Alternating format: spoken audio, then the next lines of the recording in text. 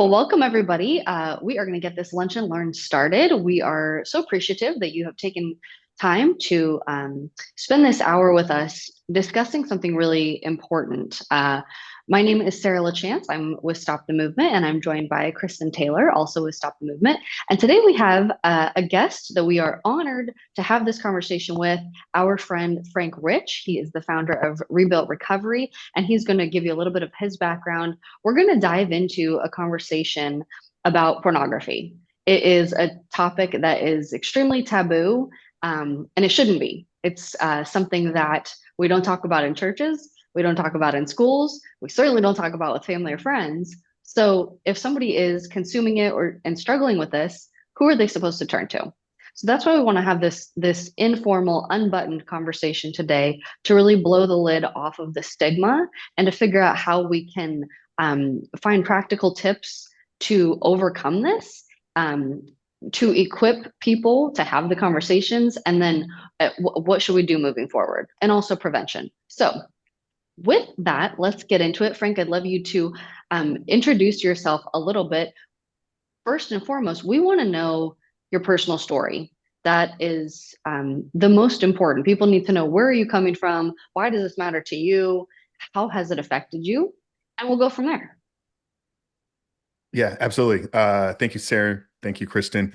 I'm glad you kind of set up the intro in the way that you did, right? I've had an opportunity now with my podcast. So I started a podcast in 2019, which has enabled me to go on some rather large platforms and kind of share my story across the globe. And it's been interesting because it's been this evolution of people introducing me. I used to be the one at the beginning that always say, guys, we're going to have this taboo conversation, the one that nobody wants to have, right? And then I quickly realized, like, I was feeding into the problem by coming at it from that perspective and lens.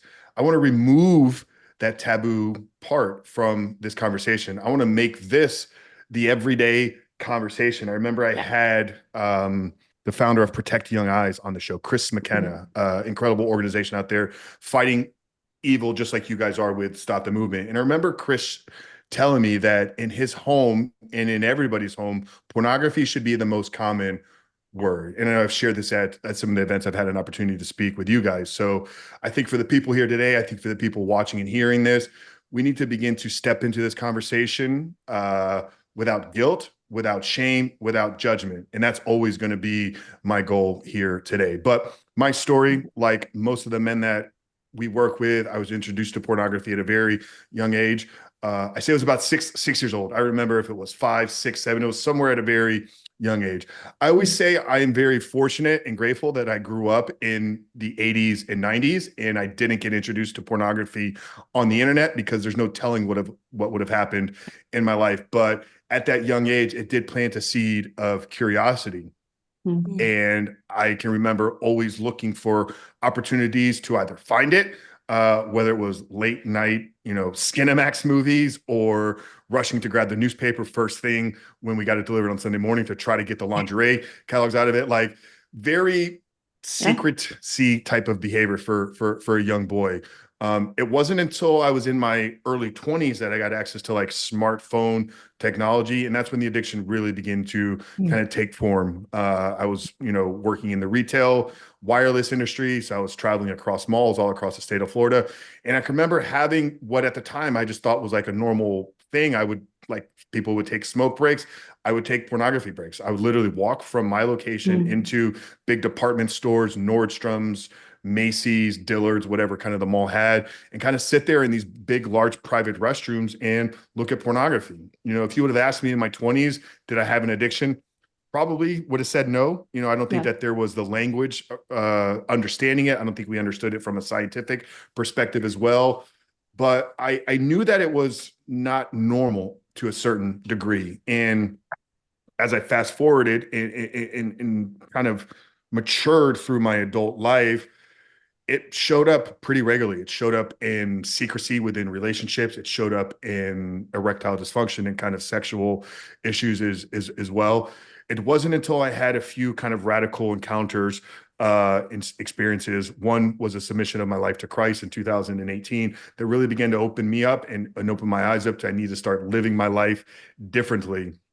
February Mm, 14th of 2019 is the date I was pointing to as like the day that I really got control of this. And it mm, started with finding a place to talk about it. And I'm sure when we get into some of the tactics and strategies, we'll talk about some of the things that I did. But opening up with men that I entrusted in my life and having them embrace me in a way that was guilt-free and shame-free mm, showed me that, A, for one, I had really been limiting my personal, professional, and spiritual growth for 20 mm. years. But then Wow. getting on the other side of it changed the way that I saw the world. I had no clue about organizations like yours. I didn't understand the tie with human trafficking. I just felt like a different person, and I wanted to share that with other people. And that was kind of the Mm, genesis of my first podcast was like, hey, my life has changed. I thought I was successful in business and marketing and bodybuilding, but having this new perspective, having this changed heart, having this mm, rewired and rebooted mind showed a greater opportunity to help others. And that's why I mm. started the podcast. So I launched that July of 2019, sharing stories, sharing my story, interviewing others. It led us to getting a lot of men reaching out for help. And that Mm, was where Rebuilt Recovery was founded about 8 months into the podcast. So January 28th of 2020 was the day that we took on our first couple of clients. And now it's been 4.5 years of really deep in the trenches. So studying mm, behavioral change, studying addiction, studying neuroscience, taking the things that we're learning and applying it to the men that we work with. We built programs, we've done one-on-one coaching, written free trainings, free ebooks, really built a global movement of high performing men that want more out of life and realize the pathway to doing that in their lives is removal of porn, but more importantly, becoming the men that they need to be to live without yeah, it for the rest of their life. So yeah, that's in kind of a quick, nutshell, like my story, my journey. That's kind of led me here today. Yeah. Um, there's so much, so many follow-up questions I have about that. First, I really want to ask, how did the consumption of pornography affect your relationships, both when you were really into it a lot personally, and then what about in the workplace? When a lot of people are watching it in the workplace on their breaks, and then they go back, how does that affect your relationship with your coworkers? So that's kind of mm, a double question, but talk to me a little bit about your interpersonal relationships and then at the workplace. Yeah, I think the biggest relationship that it impacts and affects is going to be the relationship with yourself. And then the relationship that you hold with yourself is going to dictate how you show up to other people. It was very early in my 20s that I was in a relationship where I got caught. At the time, I didn't think I got caught doing anything wrong. I definitely subscribed to the belief that it was just something that was normal for guys to consume. But the person I was dating didn't see it that way. She was more from a traditional Christian upbringing where I didn't have a foundation of faith in my life at the time.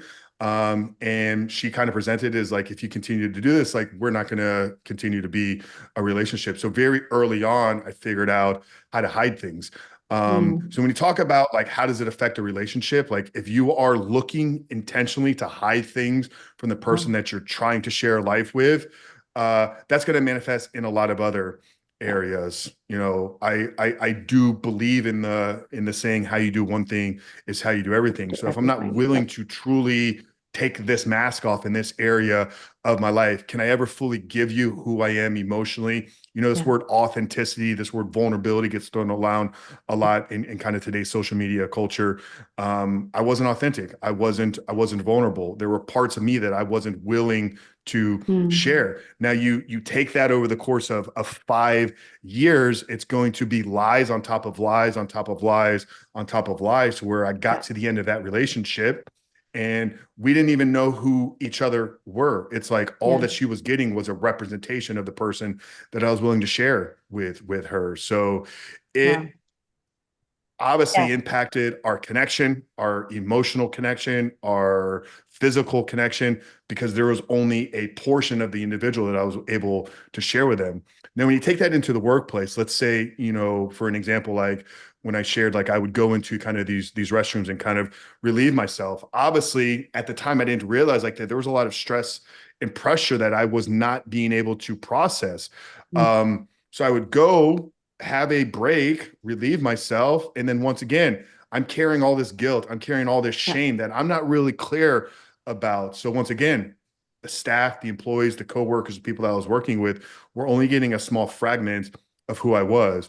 Now you take a brain that is consuming pornography from a male's perspective, and he's objectifying women daily on the things that he's consuming.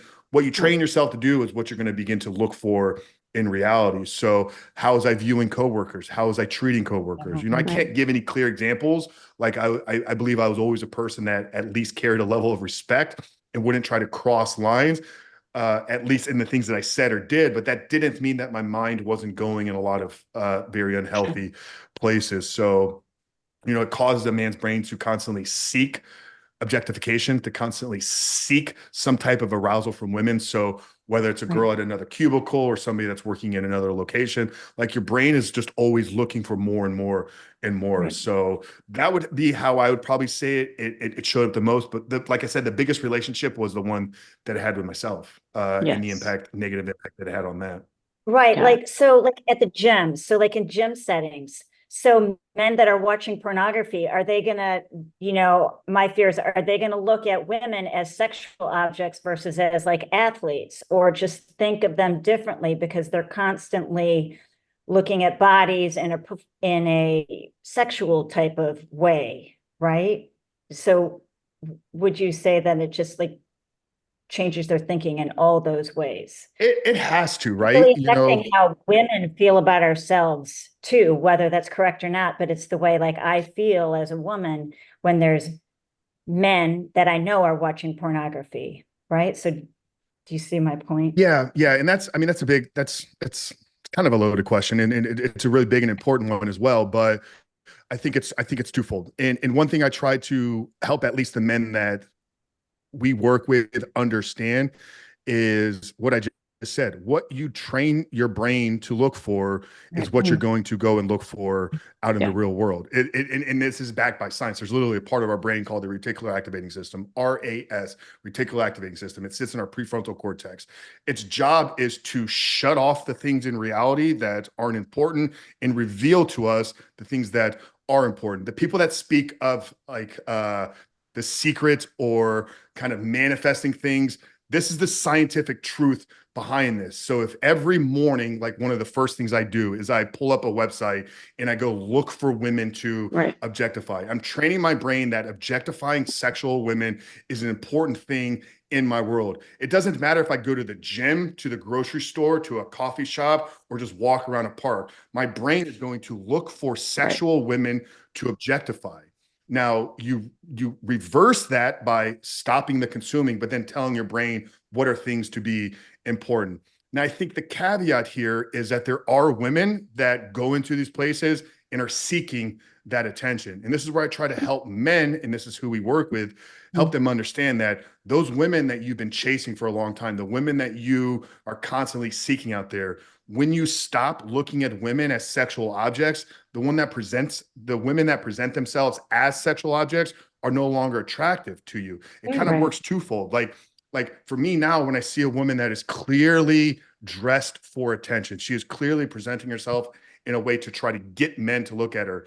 It's no longer like I want to objectify or even like look at her in a sexual way. It's almost I feel hurt for her. And this is where the heart begins to change. It's now I see like kind of a broken girl. It's like, okay, like there's something that she's missing. She either has a poor relationship with the men in her life, maybe she's hurt. But I think for men, the encouragement is when you get away from this thing, what used to have this grip on you will no longer be the case. But yeah, like I said, what you do, what you train your brain to look for is what you're going to go look for out in the real world.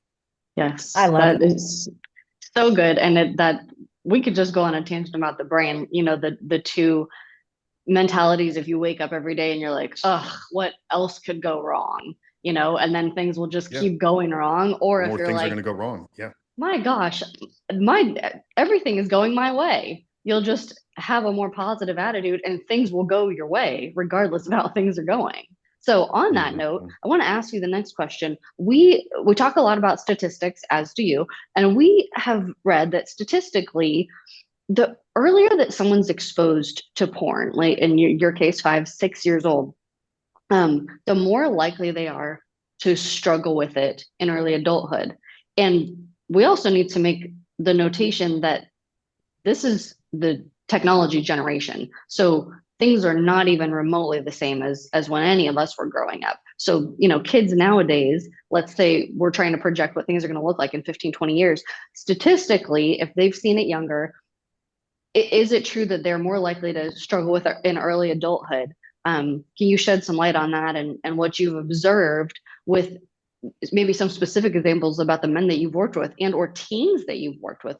We'd love to hear, what are they really dealing with now? Yeah, I think it was at one of our events or one of your events. I pulled up some screenshots of applications. We field dozens of applications every single week with men that are seeking help, and are looking to either join one of our courses or get a little deeper into some one-on-one coaching. So there's a filtration process, and one of the questions, and this is were some of the screenshots I shared with you guys, is like, what is the root of your struggle, or what is it that you're currently struggling with? So I'm not even asking a question around like the age of first exposure. I can tell you 80% of the applications that come in, that question is answered with, I got introduced to it somewhere between the ages of 11 and 16 years old on average, right? Wow. So we know now that the data points to average age of first exposure is 8 to 11. I'm beginning to think more and more about this. I don't think it's just the age. I think it's the age paired with scenarios around the use and consumption. If a young boy early on in his life is dealing with an unhealthy home environment, maybe there's some toxicity in the relationship between his parents, maybe there's an absentee father, maybe there's a little bit of verbal and emotional abuse, whatever it is, but this kid doesn't have real tools to process his emotions, and he doesn't feel like he can go to his parents and talk about these things. If he sees pornography and he begins to find comfort in the escape, or maybe it's the same thing with video games. He finds comfort in the escape from the reality, right? So home is toxic. It creates a stressful environment for him, but he can lose himself in video games or pornography. What this young boy is doing is he's training himself. When my nervous system is elevated, when I'm in a stressful state, how I get myself out of that is going to consume pornography. There's a lot of great ways that a young person can process and handle those emotions. Number one would be having a parent that understands emotional regulation and creates a safe place to have real conversation. There's a great book that Dr. Caroline Leaf wrote, Helping Your Children's Clean Up Their Mental Mess. Had her on the podcast, and it's just understanding the A lot of language adults need to read that too. She wrote the adult version book first, and then she followed it up with a kids version. But it's understanding that they're like how the language that we use around our emotions is so crucial for children. Now, why this is important, if this boy is 12, 13 years old, and this begins to become his pattern of behavior of processing these emotions or dealing with these circumstances, he's got 11 more years until his brain is fully developed. So the age of full brain development for a young man is somewhere between the ages of 23 and 25 years old. And the part of the brain that is developed later on in life is the part that is associated with emotional regulation and rational thinking. It's your prefrontal cortex. So the brain in of itself, the physical structure is there, but all the wiring, all the neural connectivity is taking place through those teenage and early adult years. So by the time he reaches a full adult male, he spent 10 years training himself that when I feel this way, this is the pathway for it. And that's what creates the addictive pattern. This is important for people to understand, is like most times with pornography addiction, especially in today's culture, it's not a sexual behavior by nature. It's not a sexual addiction. It's an addiction that is tied to emotional regulation, the ability to deregulate our nervous system and it's been ingrained with years or decades of patternistic behavior of when I feel this way, if I watch these things, do this thing, it calms my nervous system. So if we could wrap our heads around that and see the behavior through that lens, I think that helps a lot of women as well, because it's always tied to like emotion, sexual nature. And for the vast majority of the men that at least I've worked with and have had success with, very rarely is it tied to their social or their sexual behavior. It's always this emotional regulation. That's interesting. So then does it also go on to say maybe they can give up porn, but then because they've trained their brain to look for a way to, relax and dysregulate, like you say, then are they more likely to go towards drugs or alcohol or some other addictions? Is it common to sort of trade one for the other? Would you say that? Yeah, if you're not approaching recovery in the right way, and you're trying to find something to replace it with, but what we'll often see is very rarely is there just the one behavior that's associated to it. Some guys it's food, some guys it's video games. Vast majority of them it's escapism in social media. Social media kind of creates this drip effect where you're getting small hits of dopamine, and then before you know it, you're completely drained, and then you just need to go see pornography. But a lot of times the behaviors are kind of wrapped up in a handful of them. Like, we've had a lot of guys that will start with stressful work environments. These are high performing men that we work with: doctors, lawyers, CEOs, executives. So at the end of a long day for them, it's 1-2 vodka to kind of bring down some stress. Then they find themselves, scrolling Netflix, scrolling social media. Then before they know it, they're 2-3 drinks deep. They're 30 minutes, an hour deep in mindless scrolling. Then before they know it, like, they need something more, and they find themselves in pornography. So there's usually the other behaviors that are kind of tied into it. Very rarely do you have a guy that's like crushing it everywhere, has all the regulation tools. He's like, yeah, I just can't stop watching porn. Well, we'll see those every once in a while, but a lot of times it's food, shopping, gambling, drinking, drugs are kind of paired up in it. Interesting. Oh, interesting. Wow.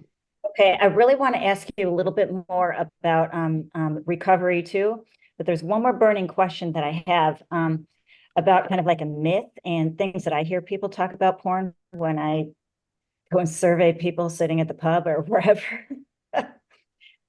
So people say, it's just a little bit. I only watch a little bit. How can that harm anybody? I only watch it in between relationships. It's not harming my relationships because I'm only consuming it when I'm not dating someone. All these things kind of still startle me, and all of these, just concern me in all these ways that they're justifying it. And I'm wondering, is it still hurting their brains or their relationships, or hurting themselves? Like, what do you have to say about these little myths? Like, just a little bit won't hurt anybody. What do you think about that? Yeah, I mean, the science and research is pretty clear that super high levels of dopamine without effort is harmful and damaging to your brain. Now, to an individual that believes that, I mean, there's got to be follow-up questions. Well, if you're in between relationships, why did the last one not work out? Let's unpack that a little bit. And I'm sure I could probably point to something around your inability to handle and process your emotions that probably lead to you not being successful in that relationship. Like, there's a reason why the relationship that you were in didn't work anymore. That's why you're single. So instead of just saying, during this period of being alone, I'm going to go watch these videos, it's like, well, no, unpack yourself, take a little bit of personal responsibility. And this is where most people want to look outward and won't look at a mirror and say, what am I doing to cause the issues within my relationship? It all comes down to personal responsibility. The question of, is it good or bad? That's a horrible question. I don't care. Like, is it good or bad? I'm not here to tell anybody what to do with their life. The evidence is clear. The research points to how it changes your ability to handle, process emotions, how it changes the way you see people, how it distorts and disrupts your motivation, how it hijacks real connection and intimacy. Now, if those things in your life are bad, then the answer to that is bad. If somebody is presented with all that and says, I don't care, I'm not chasing becoming a better version, go do you, man. Like, that's not for me to tell anybody what to do with their life. Our Right. message, Well, our mission, our work is dedicated to the guys that want more Right. out of life, that realize that even a small blip of pornography is damaging to their heart, to their mind, to their soul, to the person that they're trying to become. And I think more and Mm. more research will come out. And that's why I love conversations like this. I love Yeah. being able to talk about these things openly. I think we'll get more. Here's the thing, Chris and Sarah, is the internet in the capacity that we have it is what, 2 decades old, maybe at most. It's like, how long does it take for science to catch up? We always know it's Right. 30, 40 years behind it. I've shared some other clips in some advertising pieces and talks that I've given for you guys, where if you go back 150 years, like the doctors were prescribing cocaine. Right. Any rational person would be like, no, a doctor doesn't give cocaine to cough patients anymore. 40, 50, in the 1940s and 50s, there was advertisements for Camel cigarettes as a number one cigarette that a doctor prescribes for pregnant women. Any rational, logical person in 2024 would say, yeah, you know what? It's not good for women to smoke cigarettes when they're pregnant with children. Right. I think we'll get there. Unfortunately, a lot of people are going to stay stuck. But man, anybody that's hearing and watching this, like if your goal in life is to become the absolute best version of yourself and you're truly chasing greatness, pornography has zero role in that equation for you. Mm. That's a and great then of course, differentiator. yeah, really. And then of course, we always at Stop the Movement make the connection between pornography and human trafficking, because it's the third most common form of human trafficking. And when you're watching that, you have no way of knowing if the woman is consenting. There's, even if you're not choosing to watch a video that it's of a child getting, raped by their nephew or whatever, it's still on that platform that you're supporting. So you're still supporting that industry indirectly, even if you're choosing to watch these more clean type of videos as well. So I like to think of it that way as well too. When people tell you like, oh, it's not hurting my mind, but Yeah. but you're also supporting raping of children as well. Exactly. Yeah, Exactly. and that's People don't know that. no, They that's a don't good understand. it's a good point, and it needs to constantly be reminded to people, and it needs to constantly be addressed and talked about. What I found is a lot of times that becomes more meaningful to guys once they're kind of on the other side of it. Like if Yeah. they're so caught up in it, if they're justifying it, if they're saying, you know what, watching porn is better than me cheating my wife, like that guy's got some other issues that need to kind of be addressed and unpacked. Yeah. His wake up call is not going to be, oh, I need to stop watching porn because there's a potential of me seeing trafficked individuals. Like that comes later on. And I think it's a very important conversation. But to the guy that it'd be like the same person, right? That is like stuck in a drug addiction. If you would tell him, the amount of people that, had to die in order for this drug to make Right. its way to the States, they could care less. Like all they want is their fix. So the person that's seeking the fix, like some of that stuff is important, but really that conversation begins to resonate with them once they kind of get on the other side, once their brain begins to kind of reset, once their heart begins to kind of change form, then those things become more important. Mm. And that becomes a driver for a guy to continue to stay clean, to maybe become a Mm. voice for others. But in the mix, like when you're caught up in it, like you need to begin to understand, like this is holding you back from becoming the best version of you. Okay. That's great. Okay, great. So kind of moving forward a little bit, practicalities. So say that I find that my partner has been watching porn or is addicted to porn. How can I help them? Where do I step in? What should I say? What do you advise for that? Yeah. Well, you're not going to help anybody that doesn't want help first, and Right. this is a difficult question to answer because I think there's so many driving factors that play a role in the dynamics of that relationship. If the relationship is built on strong values, morals, and principles, that should be an easy conversation to have for those people. But most of us know that most relationships aren't built on any substantial foundation. It's like, Yeah. oh, she's hot. Oh, he's cute. We like each other. We have fun. Now we're going to end up moving in together and play pretend marriage. Anyways, different tangent to go down there. But if the relationship is built on a strong foundation of that, like you should be having regular conversations about the issues within the relationship. At least that's how I would see a healthy relationship Right. being. But if you don't have that, going to your spouse, going to your husband, going to your boyfriend and saying, you need to fix this right now or I'm out the door. If you've never laid any groundwork for that, it's probably going to make that person just turn away and run the other direction. So I think having intentional conversations about how it makes you feel, and I guess we're talking to women now, right? Because you found out the person is consuming or addicted. So how does this make you feel? Express that to them. Realize though that there's a high probability that they're probably not going to care. And that's just the honesty, at least right now. I think as the years continue to progress, as these conversations begin to have, I think more and more people will understand.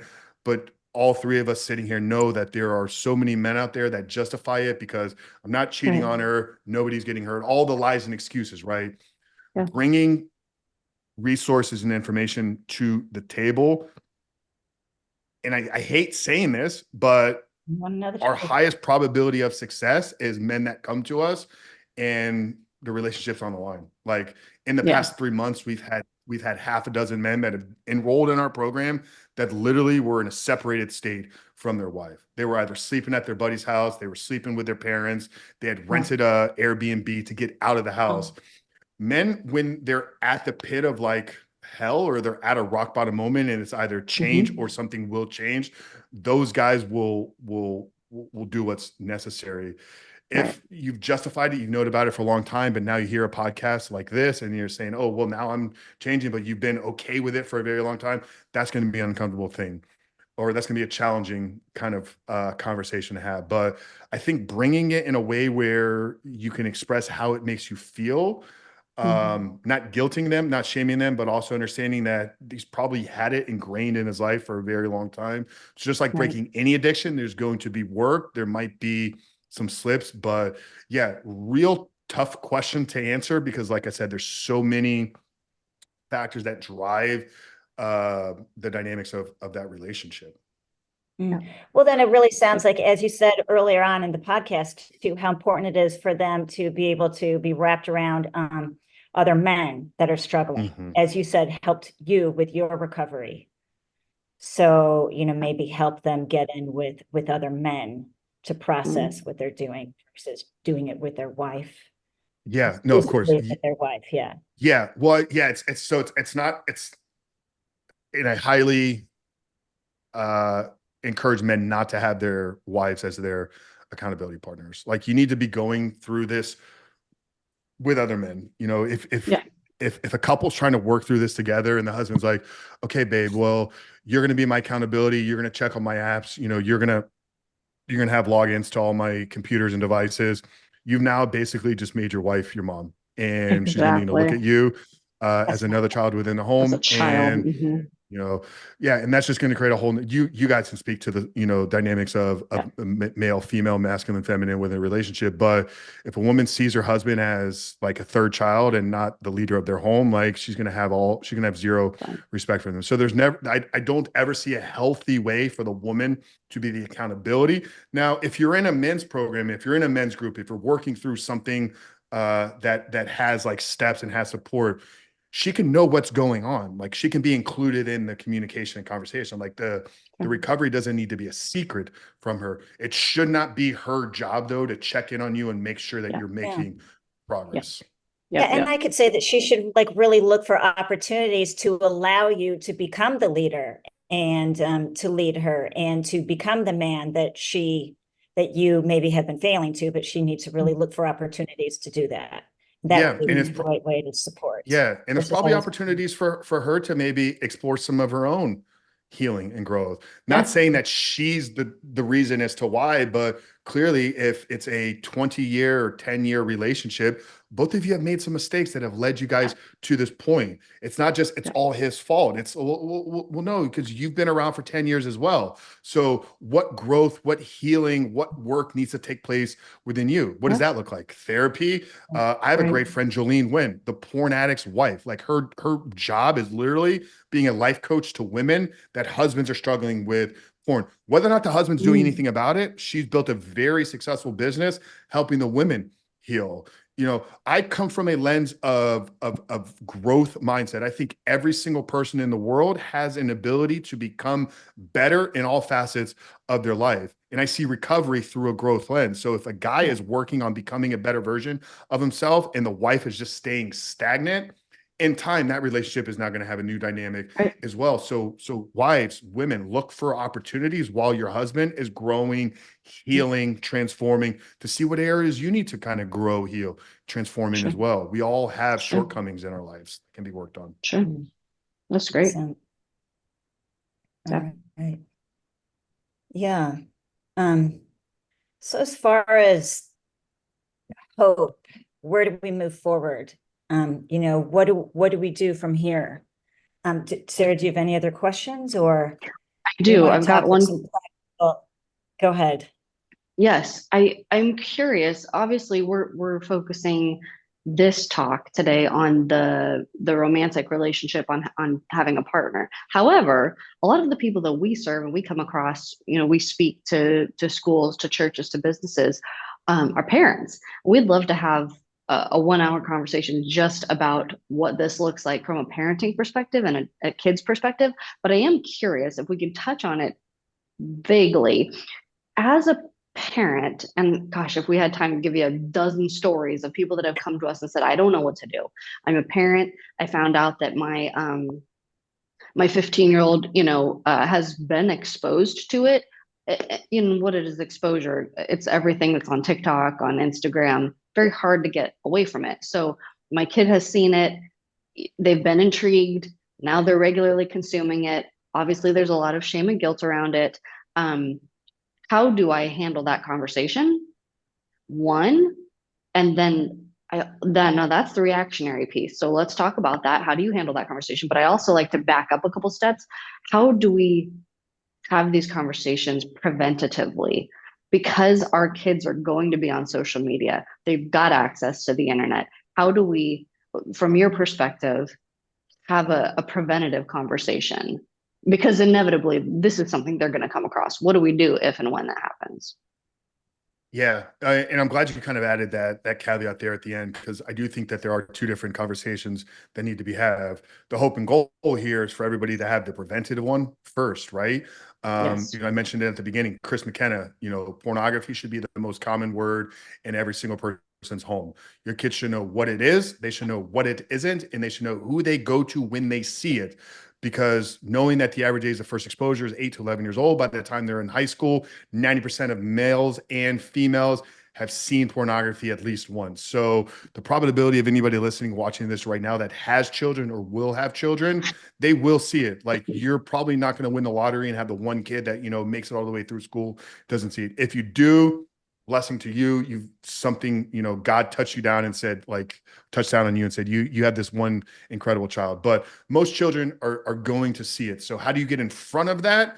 Is you have the conversation. Like, you just make it an accepted thing. Like, it, like, remove the taboo, right? Hey, at the age that is appropriate for you and your children. I'm not here to tell anybody what age that is. There's great resources we've talked about previously at events.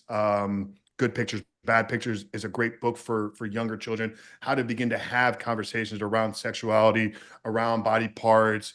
Don't come up with goofy names for, you know, your privates. Like, just call them what they are. Begin to have real life conversations with your children as young as you possibly can. And then when they're ready, say, hey, with technology, I'm giving you this phone. You may see something. There may be a kid at school. There may be a family that doesn't have the same values and principles that we do. Their kids do things that this family is not okay in doing. When you see that, I want you to come and tell me.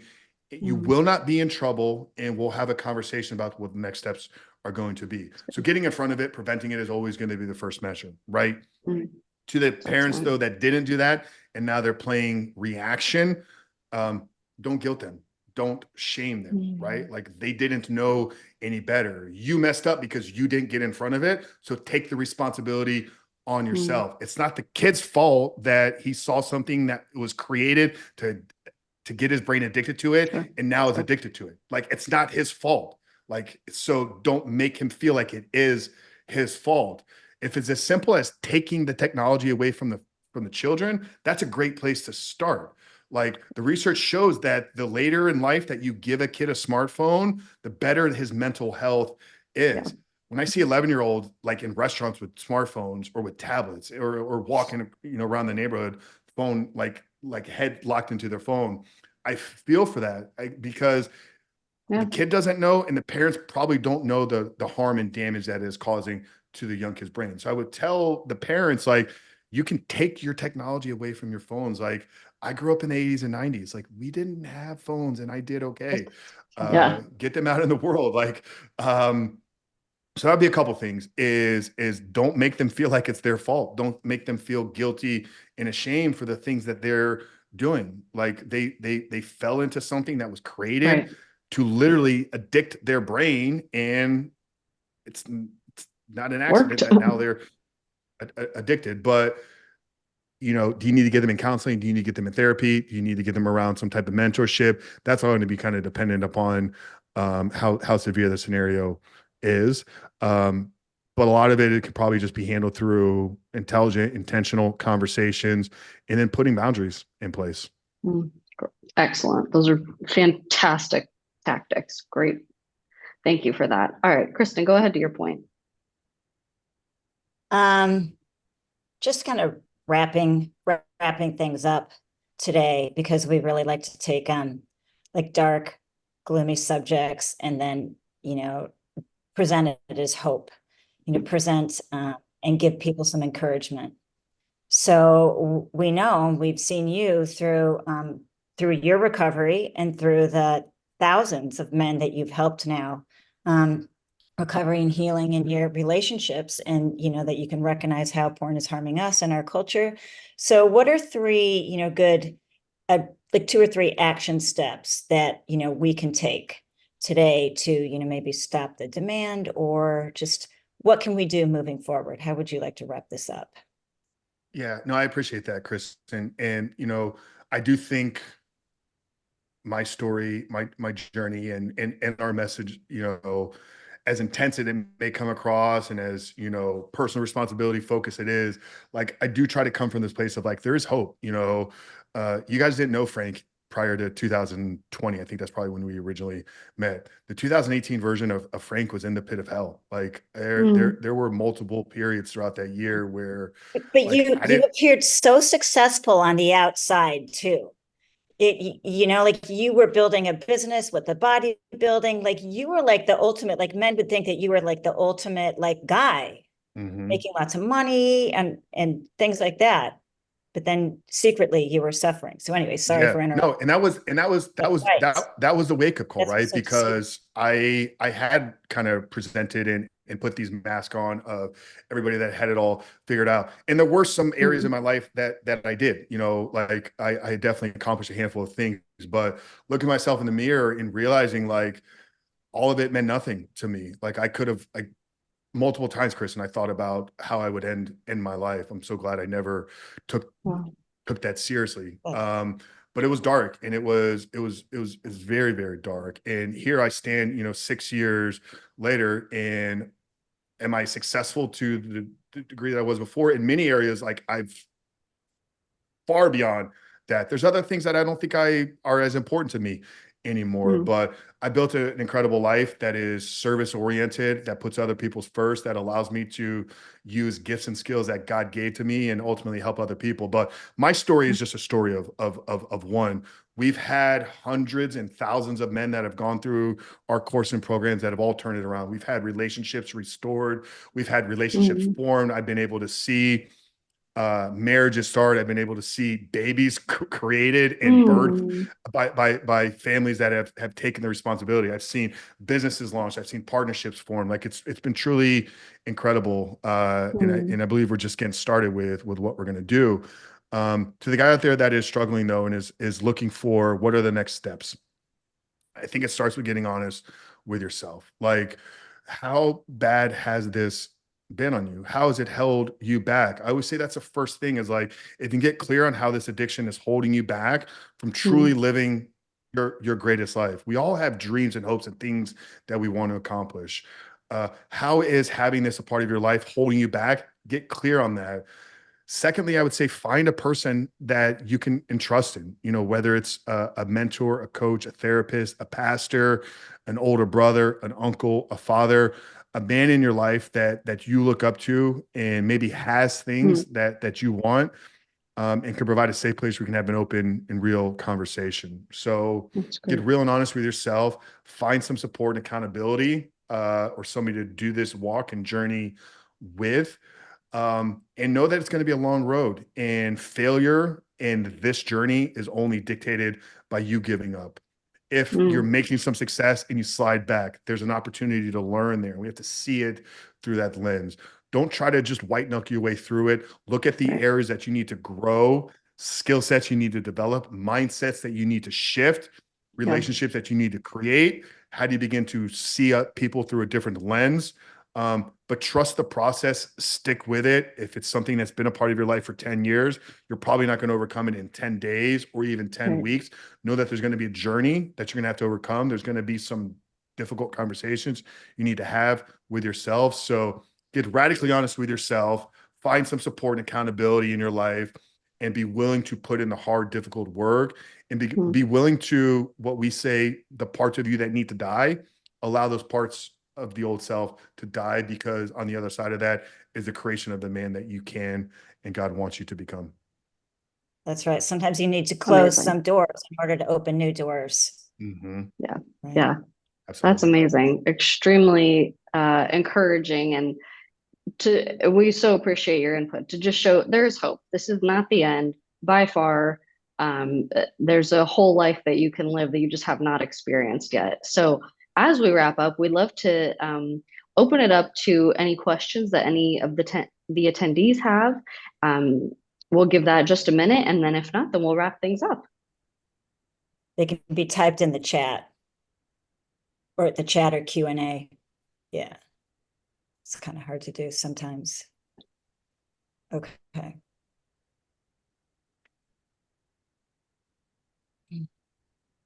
We also recognize that it may, if this is the first time that you're hearing of this conversation spoken in such an open way, may be uncomfortable to put a question out into the open. And so we want to let you know that there are ways that you can contact us as well, in a more private setting. Again, because this may be new for some of us. So to reach us, you can email info@stopthemovement.org. You can find us on social media at Stop the Movement, or go to our website, stopthemovement.org. Frank, if you'll let everybody know where they can find you as well, so that people can reach out in that way. Yeah. To email me directly is frank@rebuildsrecovery.com.